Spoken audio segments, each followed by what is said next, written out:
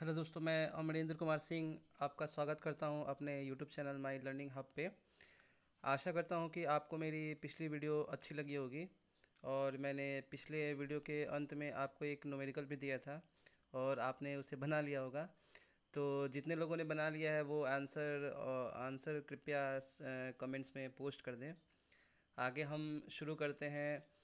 अगला चैप्टर है हमारा इलेक्ट्रिक पोटेंशियल। तो दोस्तों, इलेक्ट्रिक पोटेंशियल के बारे में हम हमेशा से पढ़ते हैं, या यहाँ पे आप देख भी सकते हैं कि किसी भी चार्ज को इन्फिनिटी से एक पॉइंट पे लाने में जो वर्क डन होता है उसे हम क्या कहते हैं? पोटेंशियल ऑफ ए चार्ज कहते हैं। जैसे कि आप देख सकते हैं, यहाँ लिखा हुआ है, it is the it is the amount of a work done carrying a unit positive charge from infinity to a given charge, it is called the potential of a charge. तो दोस्तों, मान लीजिए कि हमारा एक चार्ज है जिसे हमें क्या करना है, इस पॉइंट से इस पॉइंट पे लाना है, यानी इन्फिनिटी से यहाँ क्यू तक लाना है। तो इसी को हम इसको लाने में जो भी वर्क डन होगा उसी को हम कहेंगे पोटें तो अगर हमारे पोटेंशियल की वैल्यू ज़्यादा होगी तो हमें और ज़्यादा काम करना पड़ेगा। द और ज़्यादा काम करना पड़ेगा। आगे देखते हैं। इसलिए the potential due to a positive charge is taken as positive and potential due to a negative charge is taken as negative. तो दोस्तों, हम पॉजिटिव चार्ज से जो भी हमारा पोटेंशियल होता है उसको हम पॉजिटिव साइन से लेते हैं, और नेगेटिव से जो भी होता है उसको हम नेगेटिव चार्ज में लेते हैं।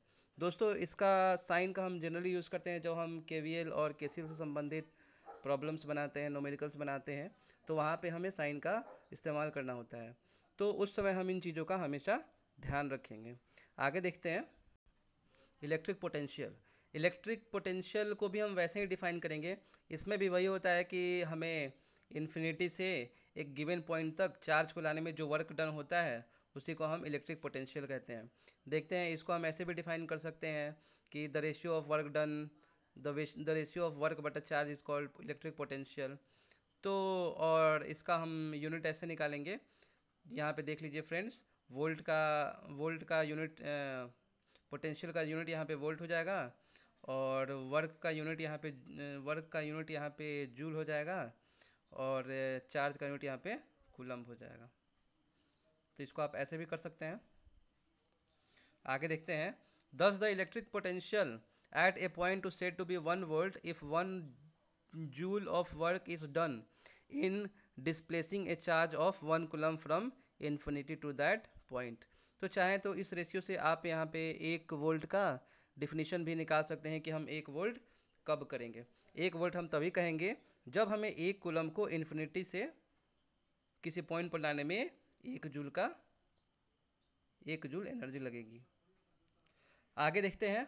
हमें किसी point charge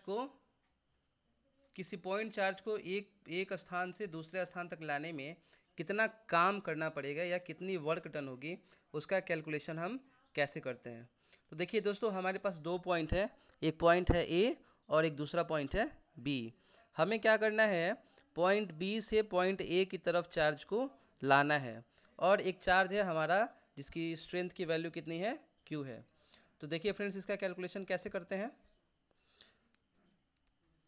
the strength of electric field at point A is due to a is Q, यानी ए के चलते यहाँ पे चार्ज क्या है, चार्ज की वैल्यू जो है यहाँ पे क्यू है।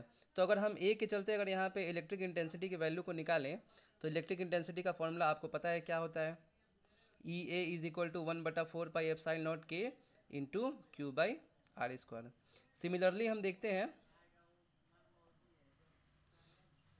सिमिलरली पॉइंट बी के चलते कितना इलेक्ट्रिक इंटेंसिटी का मान आ रहा है, तो पॉइंट बी के चलते इलेक्ट्रिक इंटेंसिटी का मान निकालेंगे, तो वो होगा A B is equal to 1/4 pi epsilon naught के into q by x square. तो देखिए दोस्तों, अगर अगर हमें पॉइंट बी से चार्ज को अगर पॉइंट बी से पॉइंट ए तक लाना है, और उन दोनों के बीच के डिस्टेंस कितना है, dx है, तो हमें dw काम करना पड़ेगा। तो इसी को मैंने आगे एनालाइज किया है। देखिए यहाँ पे लिखा हुआ है, so let work done is dw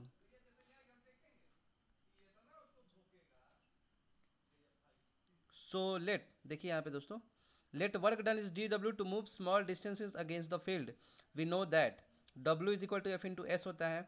तो अगर हम इसे DW करेंगे तो हमारे इंटेंसिटी यानी फोर्स की वैल्यू कितनी आई हुई है, -1/4 pi epsilon not K into q by x square. और जो हमारा यहाँ पे डिस्प्लेसमेंट है, देखिए यहाँ पे डिस्प्लेसमेंट मैंने dx दिया हुआ है, तो यहाँ पे हम डिस्प्लेसमेंट के स्थान पे क्या लिखेंगे, dx लिखेंगे। आगे देखते हैं। तो अगर हम पॉइंट ए से पॉइंट बी तक या पॉइंट बी से पॉइंट ए तक अगर हम चार्ज को लाते हैं तो हमें ऐसे ही DW की तरह छोटे छोटे कार्य करने पड़ेंगे। और अब सबका अगर हम कैलकुलेशन निकालेंगे, सबको अगर हम ऐड करेंगे तो हम एक इक्वेशन ऐसे लिख सकते हैं, W is equal to DW plus DW2 plus DW3। ऐसे ही n तक हम वर्क को ऐड करेंगे तो हमें टोटल वर्क डन की वैल्यू का पता चल जाएगा। तो अगर हम देखिए, अगर हमें वर्क डन पता चल जाएगा तो हम चाहें तो पोटेंशियल की वैल्यू भी निकाल सकते हैं। ऐसे ही तो अगर DW को पूरे पूरे डिस्टेंस के साथ इंटीग्रेट कर दें तो हमें टोटल पोटेंशियल की वैल्यू का पता चल जाएगा।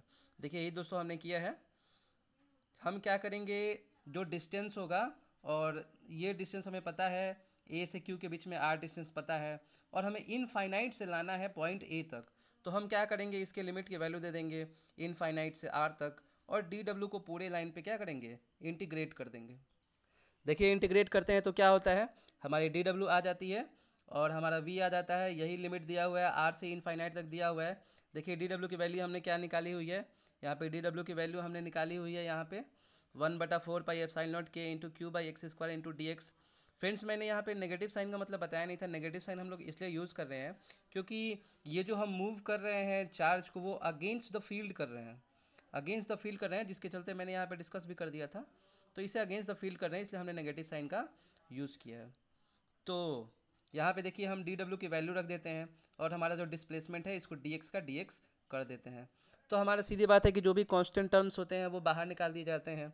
तो Q/4 pi epsilon naught into Q को हम बाहर निकाल देते हैं, और हमारी लिमिट R से इनफाइनाइट के बीच में ही, R से इनफाइनाइट के बीच में हमारी लिमिट रहती है। और हमारा ये जो एक्स स्क्वायर नीचे दिया हुआ है ये ऊपर चल जाएगा, तो इसकी वैल्यू हो जाएगी x² हो जाएगी। x² का अगर हम इंटीग्रेशन करें तो देखिए क्या होता है, x² का इंटीग्रेशन मैंने यहाँ पे दिया हुआ है। अगर आपने इंटीग्रेशन पढ़ा होगा तो आप निश्चित ही से जानते होंगे कि अगर पावर हो तो कैसे करते हैं, पावर में +1 करते हैं, और नीचे बट्टा में भी पावर में +1 कर देते हैं, तो वही हमारी वैल्यू आ जाती है। ऐसे ही टोटल हम करेंगे तो इतना आएगा, तो -1/x हो जाएगा। अगर -1/x में x के बदले में r और इनफाइनाइट रखते हैं तो हमारा टोटल जो इलेक्ट्रिक पोटेंशियल की वैल्यू आती है वो आ जाती है V is equal to Q/4 pi epsilon naught into r. और आप जानते हैं कि 1/4 पाई एप्सिलॉन नॉट की वैल्यू कितनी होती है, ये वो होती है 9 इंटू 10⁹9, और Q/K इंटू आर हो जाता है। तो यही हमारा एंड में क्या होता है, ए के चलते पोटेंशियल की वैल्यू आती है।